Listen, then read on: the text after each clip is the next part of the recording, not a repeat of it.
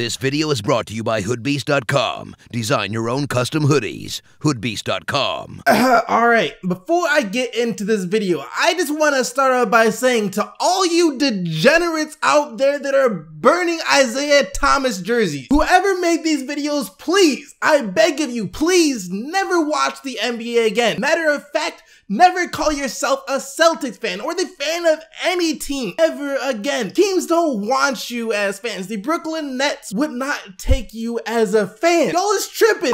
Yo, what is up guys? It's me, exactly. So now that we got that out the way, we can move on to today's video. And I'm just gonna come on and say it that don't take what I'm going to say as me saying that it's going to happen. That's just a disclaimer. I don't think what I'm about to say is likely to happen, but I've been thinking about this non-stop ever since the Kyrie Irving trade. I've been thinking about a lot of things, pondering a lot of things about the upcoming season, reflecting back to last season and seeing how this trade will affect this upcoming season. And even after I made that video yesterday talking about how great this trade was for the NBA, since it will add some, what was the word I used? I can't remember the exact word I used, but add some more, let's just say excitement, make it more competitive, especially in the Eastern Conference. Even after I said that though, I still found myself wondering just how much of a better fight would this Cleveland Cavaliers team be able to put up against the Golden State Warriors? Will they now even stand the slightest bit of a chance if these two teams do wind up facing off for the 4th time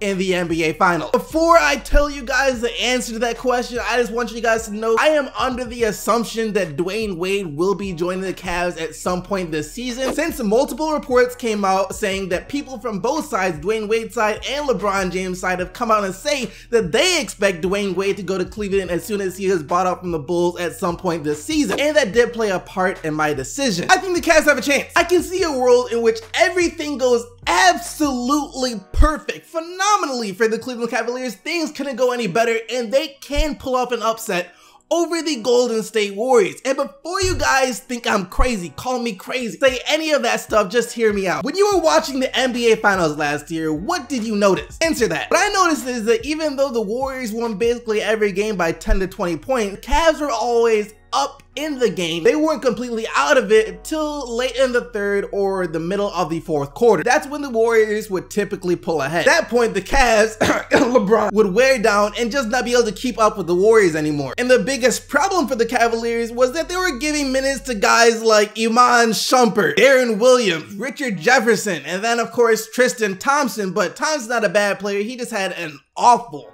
a terrible, tragic series. Those guys were getting a lot of minutes but weren't doing anything. You can't have guys like that in the finals against one of the best teams that the NBA, the best team that the NBA has ever seen. LeBron literally couldn't come out the game. Don't forget what happened. Don't act like y'all forget what happened. Every single time LeBron would attempt to go to the bench for 30 seconds just to catch his breath. He walked to the bench, Cavs down 5. He come back in the game 30 seconds later, Cavs down 15. And the sad thing is that's not even an exaggeration. That's literally what was happening every single game up until games 4 and 5 when LeBron was like, all right, you know what? I know I just can't afford to sit out now. LeBron realized that they're gonna have a chance to do the impossible and come back from a 0-3 deficit, that him and Irving were gonna have to log all 48 minutes of every single game. And think what you want about these athletes, but at the end of the day, they are all human. No human being can play at that high of a level for 48 minutes without wearing down. The Warriors last year honestly just had way too much firepower and way too much depth for the Cavs to be able to keep up. They were the better team. Everyone knew that though. But now though,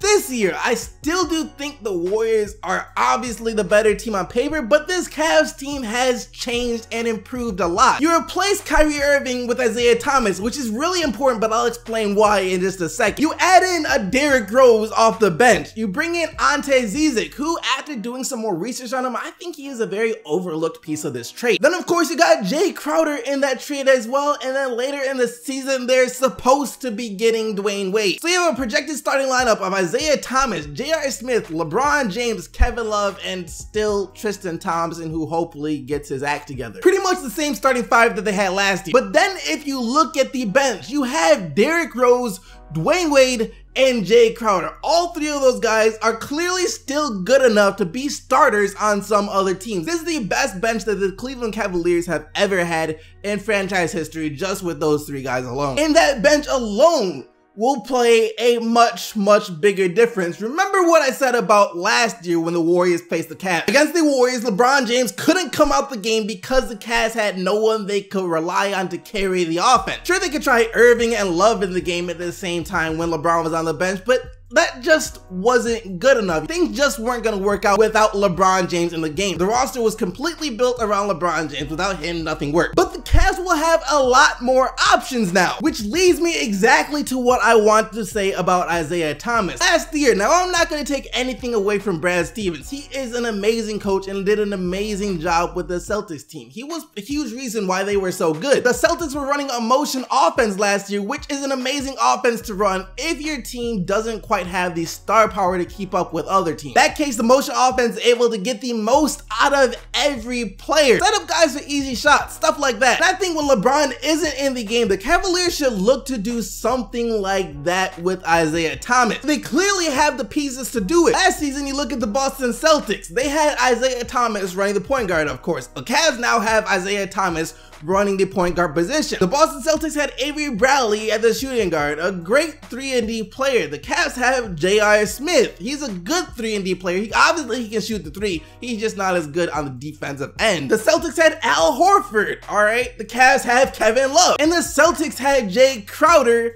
and now the Cavs have Jay Crowder. So the pieces are clearly there to make this work. I seriously think that's something they should look to do when LeBron isn't in the game. Do you guys see what I'm saying here? The main thing that was the problem with the Cavs last year was that when LeBron wasn't in the game, the Cavs really had no offense. That team was built around LeBron. No one else on the team could lead that offense. Kyrie Irving is a great isolation player, but against the best teams in the NBA, and the Warriors were a great defensive team as well, isolation plays aren't going to get it done. You can't win like that. You need a whole team. It's got to be a team effort, and the Cavs have the pieces to do that now. They have the opportunity to not be nearly as predictable as they were last year. Everyone knew the entire Cavs offense, the playbook. LeBron 1, LeBron 2, LeBron 3, LeBron 4, all the way to a LeBron 100. That's straight out of the Tyronn Lue handbook. Speaking of Tyronn Lue though, there's going to be a lot more pressure on him this year to deliver. We all know that Tyronn Lue caught a lot of heat for the Cavs in the past. People questioning whether or not he is actually a good coach, because whenever you're coaching someone like LeBron James, it makes it easy to look like you don't have to do much as a coach, since most of the time just saying LeBron, get the ball and make some plays is enough to get you the win. Now though, with this much talent, with more talent on the Cavs team, Tyronn Lue is going to be responsible to find ways to get the most out of every player. But now going back to what I was saying about the Cavs being predictable, the Warriors knew how to beat the Cavs. At this point, the Warriors know how to beat the Cavaliers. They've seen them 3 straight finals in a row. They know they can't stop LeBron James. Can't nobody stop LeBron James, especially in the finals. The last 3 finals, LeBron James was killing the Warriors by himself. Last year, he became the first player to ever average a triple-double, and he nearly averaged a triple-double the other 2 series as well. But they knew that if they limit the production of the other guys, that they'd be able to come away with the win. But now, like I said, the Cavs will be able to switch it up at times. They could try a motion offense, or still go to the LeBron playbook sometimes, or maybe even try new things, since they will also have Derrick Rose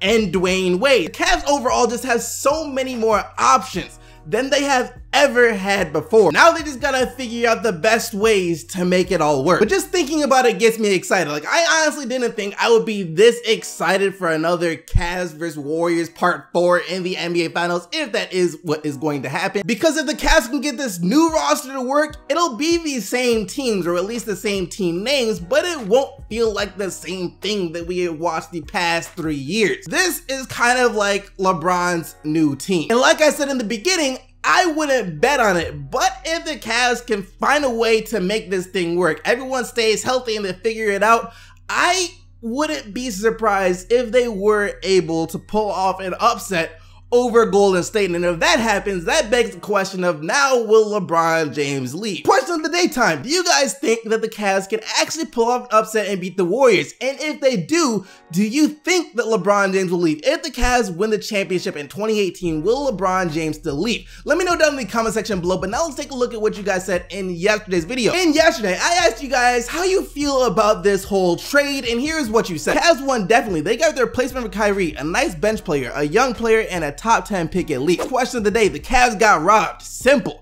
I feel like they could have gotten a lot more. The Cavs got Isaiah Thomas and Jay Crowder and the Nets first round pick, which is most likely top 10.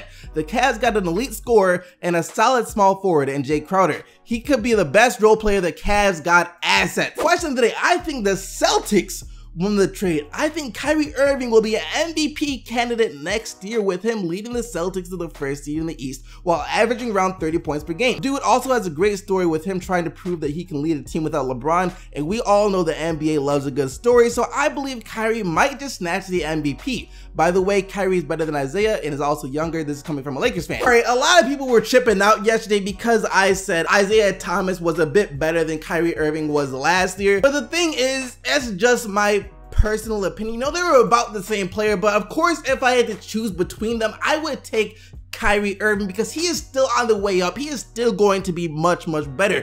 Isaiah Thomas pretty much reached as good as he was going to get last year, so in the end of their careers, obviously Kyrie Irving is the better player. And pretty much everyone else said that the Celtics got fleeced. But remember that you gotta pay a steep price to land one of the best young stars in the NBA, which Kyrie Irving obviously is. And also remember that what the Celtics gave up to get the things to get Kyrie Irving, they didn't trade much at all for that Brooklyn pick, or Jay Crowder, or Isaiah Thomas. They gave up little to nothing for all of those things, and they changed that little to nothing into a young star. So in the end, it all worked out for both teams. But that's it for today. Hope you guys enjoyed the video. Don't forget to leave a like if you did, and until tomorrow, keep getting the Bucks, Team STC, and I'm out of here.